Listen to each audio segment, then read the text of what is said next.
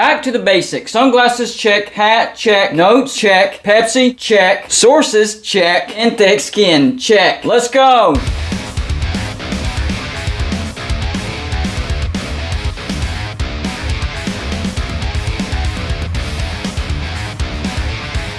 Welcome to Go to Blue, everybody. If you're a college football fan, go ahead and hit that like and subscribe button. We are on our way to 10,000 subscribers. Just a little over 300 to go. So help us get to that 10,000 subscriber mark. Every time I do a conference realignment video, the biggest pushback that I get as far as a conference as a whole goes is the Big Ten. There's no way the Big Ten would accept them. There's no way the Big Ten would accept them or anybody else or this guy or this guy. The list goes on and on and on. I get a few pushbacks from the ACC and the SEC and the Pac-12 and a little bit from the Big 12, but the vast majority is the Big Ten. They think they are too good for some teams, and I understand that. They are at elite status. The Pac-12 used to have that mindset, but they're actually getting picked apart right now, so they can't claim that anymore. USC and UCLA, they're headed to the Big Ten, the conference that I'm talking about. And it's rumored that Washington and Oregon will be next, headed to the Big Ten. They just gotta wait till they figure out what the TV deal is gonna look like. And Oregon and Washington might have to receive partial shares in the beginning of their contracts, but it's still better than staying in the Pac-12. So what Power 5 teams is the Big Ten too good for? Whether it's religious affiliation, academics, brand strength. I think there's a few teams out there, a few universities out there that will never ever be able to get into the Big Ten. Bar none, not gonna happen. Now right off the bat, I'm gonna let you know, all the teams in the AAC off the list. All the teams in the MAC off the list. All the teams in Conference USA off the list. All the teams in the Sun Belt off the list. And all the teams in the Mountain West off the list. None of those teams in those Group of 5 conferences would ever make it to the Big Ten. That's just not gonna happen. What about the Power 5 teams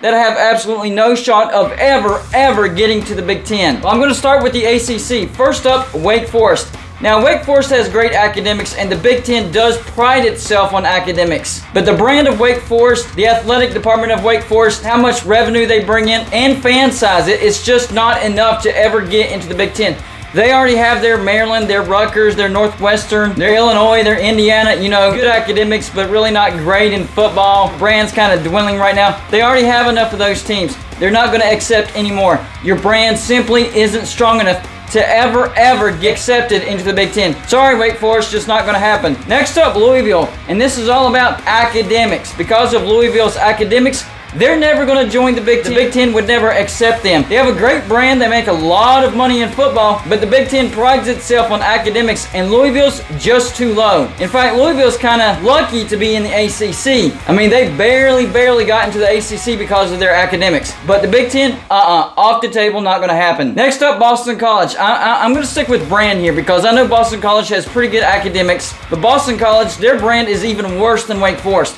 So if Wake Forest doesn't get in, Boston College surely isn't getting in. And if you really think about it, it wasn't that long ago when Boston College actually had a really good brand. I mean, most of us who are old enough remember Matt Ryan had the Eagles up at number 2 in the AP poll, and that was like 25 years ago, not that long ago. They have fallen off the cliff tremendously, and now they would have no chance of getting into the Big Ten. Next up, Pitt. But Pitt does have the academics. Pitt does have the brand. They just won the ACC. It's not the greatest brand, but it's a decent brand. But there's the Penn State factor. The reason that Pitt will never get into the Big Ten, Penn State just won't allow it. And yes, Penn State does have that much pull, and I'm sure that they would convince the rest of the Big Ten, Pitt's not a good fit. We already own the state of Pennsylvania. We don't need them. Sorry, Pitt, it just is what it is. You're never getting to the Big Ten. Next up, Baylor. This comes down to religion. Yes, the Big Ten would accept Notre Dame in their religious school, but Notre Dame is the exception to every rule in the Big Ten, even AAU status. For Baylor, it comes down to your religious affiliation in your private school. You're never going to be in the Big Ten, which is a shame because Baylor has a great brand right now. Iowa State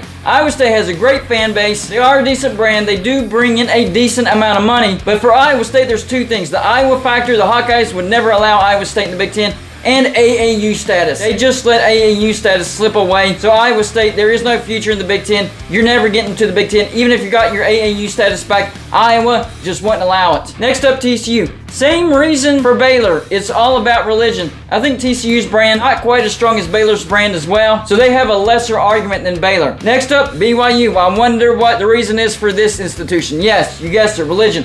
They have a great brand, a great following, a great fan base. They bring in a decent amount of money, but because of their religious affiliation, they're not getting into the Big Ten. Just not happening to BYU. Next up, West Virginia. West Virginia is never, ever getting into the Big Ten, and it's because of academics. academics. Our academics are actually slightly worse than Louisville's. West Virginia has a really good brand. We have a great fan base. We bring in a lot of revenue for the Big 12, but our academics aren't so great. And I freely admit it. The problem with West Virginia is we don't have any affiliate schools that will take those lower academics. And so that adds to our grade and it brings our grade down. Nothing we can do about it right now. Our academics are low. We'd never get into the Big 10 because of that. Next up, Cincinnati. I think Cincinnati has decent academics. Their brand is pretty strong right now. They're coming from a group of 5 into the Big 12. But it's the Ohio State factor. The Ohio State would never allow Cincinnati into the Big 10. Just not going to happen. They would make sure that idea gets stomped out immediately. Then there's Houston. I think Houston doesn't have terrible academics, but I think their academics not quite good enough.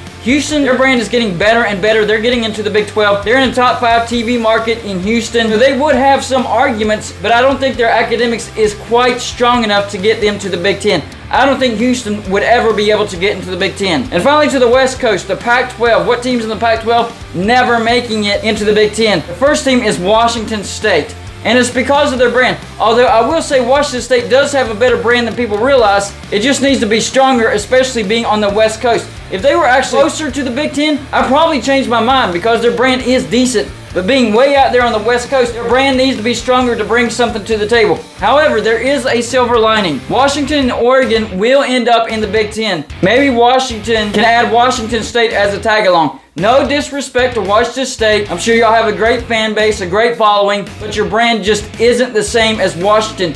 But maybe they could throw you a lifeline and bring you in with them to the Big 10. That's the only way possible I would ever see Washington State getting into the Big 10. And I just don't see Washington doing that. And finally, Oregon State. Kind of the same situation as Washington State. Not a good enough brand to be on the West Coast and get accepted into the Big 10. But they could be a tag along to Oregon if Oregon wanted to throw them a lifeline. I just don't see Oregon doing that. In fact, I'd probably see Oregon and Washington joining the Big 10 together, and that's it. They're not bringing Washington State, and they're not bringing Oregon State. If I listed your team anywhere on this list, the Big 10 is too good for you. You're not good enough for the Big 10. They will never accept you. Let's just face facts and accept reality. It is what it is. Y'all let me know in the comments section, did I leave any teams out on this list? Maybe some teams from the ACC, maybe some teams from the SEC. I didn't list one single team from the SEC on here. Is there an SEC team that the Big 10 would be like, never, ever, ever? So I could put one team out of the SEC on this list, and it would be Vanderbilt. Now Vanderbilt has the academics. We all know that. Vanderbilt is very high on the academics list.